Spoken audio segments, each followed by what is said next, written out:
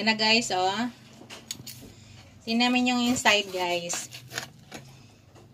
Yan. Lutong-luto siya. Pero juicy pa siya. Kahit makapal ang pagkaano natin guys, ay hindi siya hilaw. Hindi siya bloody. Yan guys.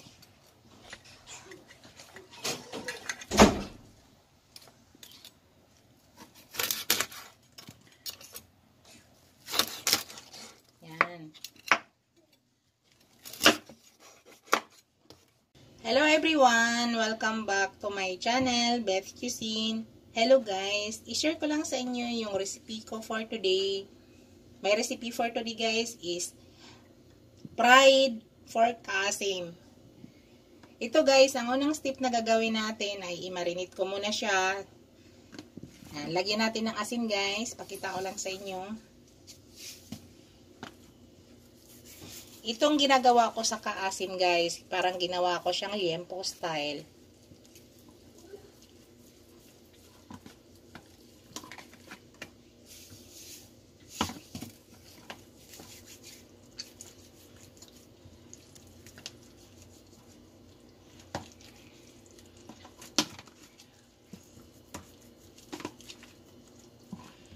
Tapos lagyan natin ng ground black pepper.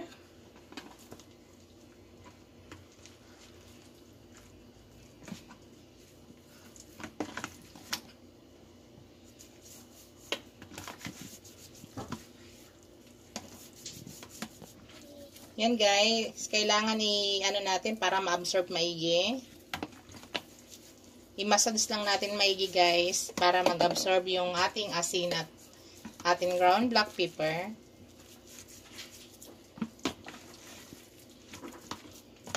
Yan. Tapos guys, naglalagay ako ng konting toyo para pangpakulay. Para hindi siya boring tingnan. Konti lang yung guys.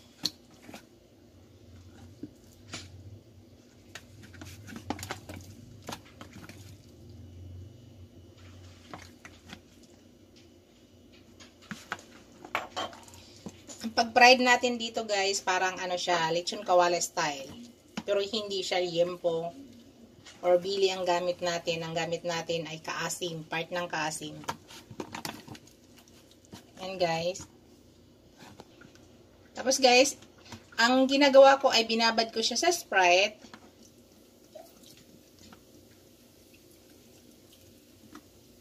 Guys, kahit ano ilalagay nyo ha. Kahit hindi Sprite, okay. Yan. Ibabad natin siya guys at least mga 20 minutes bago natin siya ilalaga at bago natin siya ipa-fried. Yan yung guys. Wait natin takpan muna natin siya. Wait natin ng 20 minutes. Tapos ilalaga natin. Hello guys. Ito, yung pinagmarinita natin guys na Sprite lahat. Ihalo natin. Ito, hinilagay ko na. Tapos, ipakulo natin dito guys sa ating meat para mag-absorb yung minarinate nating sauce. Pag mag-absorb na lahat guys, haunin na natin para ipa-fried na. Yan guys. Ang gagawin natin guys ay baliktarin natin after mga 5 minutes, baliktarin natin sa kabila para pantay yung lambot niya.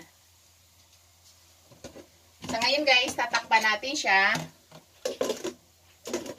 para yung sauce dyan guys ay mag-absorb sa ilalim ng meat. Yun po yung purpose natin kung bakit natin siya nilalaga. At the same time, is para lalambutin meat natin. Yan. Para yung lasa ay manood sa ilalim bago natin siya ipa-fried.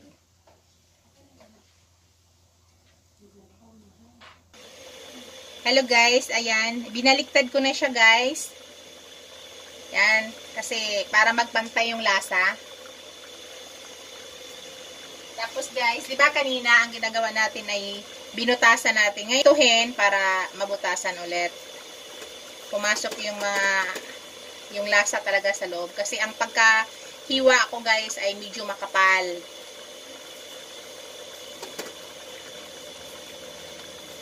Kaasim to guys na part, pero ginawa ko parang limpo style. Para maraming laman. Puro may taba din yan guys.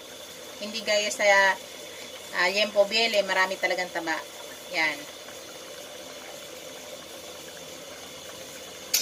Takpan ulit natin guys. Tapos mamaya-maya, balik ta rin ulit natin yan. Hello guys. Yan na yung nangyari guys.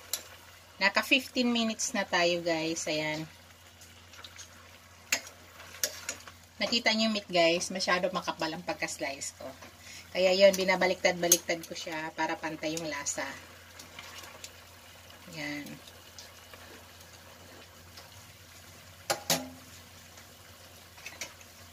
Tapos butasan ulit natin guys para pumasok sa ilalim ang lasa dito. Tsaka para hindi bloody yung inside niya. Ngayon nga, pinapakuluan natin. Dapat matanggal na yung bloody sa loob ng meat natin. Yan o. Kung mapapansin nyo guys, wala na siyang bloody pag tinutusok ko siya. Malalaman mo yan pag bloody pa. Pag tinusok mo yan, yan, bloody yan. Yan, wala na. Yan yung purpose guys, bakit natin siya binubutasan. Para pumasok yung lasa dun sa loob. Pantay yung lasa, hindi lang sa ibabaw. At the same time, maluto yung ilalim agad. Yun yung purpose guys. Tapos baliktar rin ulit natin guys. Yan. Ikutin lang ulit natin siya. Nakita nyo guys, ang kapal. Yan.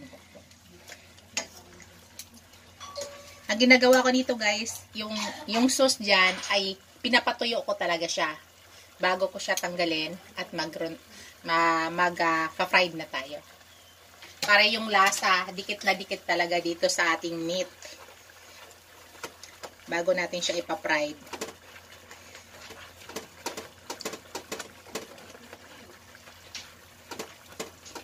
Nakita nyo guys, pag tinusok ko siya, ay wala na siyang blood. Yan. Para yung loob ng meat talaga ay maluto. Kaya kailangan natin siya lagyan ng butas.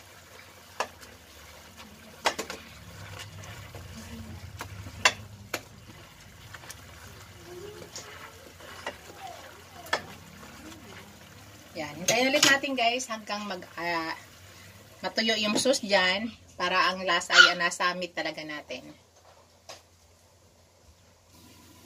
Hello guys. Yan, naka-ano tayo guys, naka 25 minutes. Yan na guys, ang nangyari. Tuyo na siya guys. Yung ating Sprite nga pinaglaga dito ay yan, natuyo na. Na-absorb na dito lahat guys. So, ang gawin natin guys, patayin na nating apoy. Tapos guys, palamigin muna natin siya at least mga 10 minutes. Bago natin siya ipa-fried. Yan, tanggalin muna natin yan guys.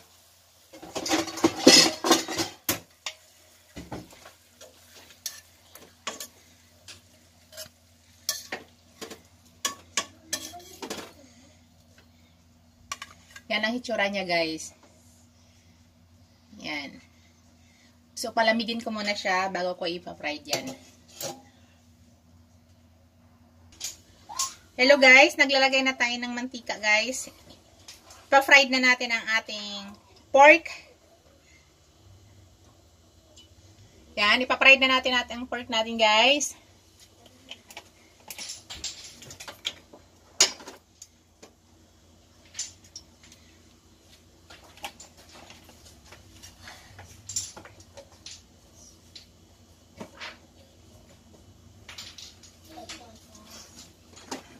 So, kailangan mainit na mainit ang ating mantika guys bago natin ilagay ang ating pork.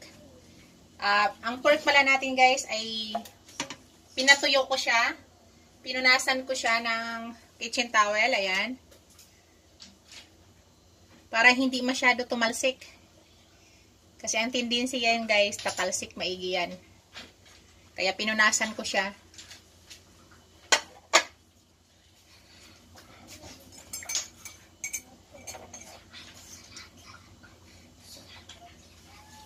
So, hintayin mo lang natin guys nga, uminit maigi ang ating oil bago natin ilagay ang ating pork. Hello guys, yan, mainit ng ating oil guys. Ilagay na natin ating pork. Ingat lang guys ha, tatalsik yan. Yan, takpan natin guys, para sa ating safety. Yan. Tapos mga after 3 minutes guys, ikotin natin para maiwasan natin masunog ang ilalim. Sobrang talsik guys. Kaya ingat po kayo pag kayo magluto ng ganito.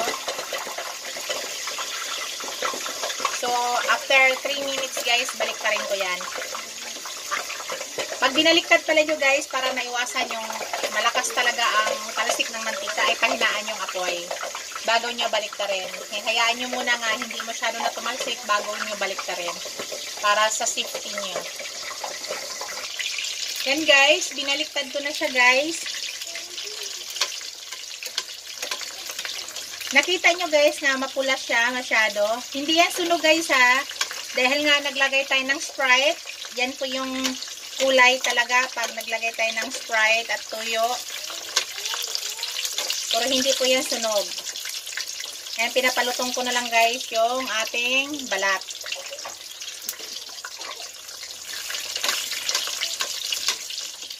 So, hintayin lang natin guys na lumutong yung balat. Hello guys, ito ng ating finished product guys. Yan. Hindi po yan sunog guys ha, dahil naglagay tayo ng tuyo at saka Sprite, kaya ganyan po yung texture niya. Thank you for watching guys. Don't forget to like, comment, and subscribe to my channel. Thank you guys. See you in my next video. Bye. God bless you all.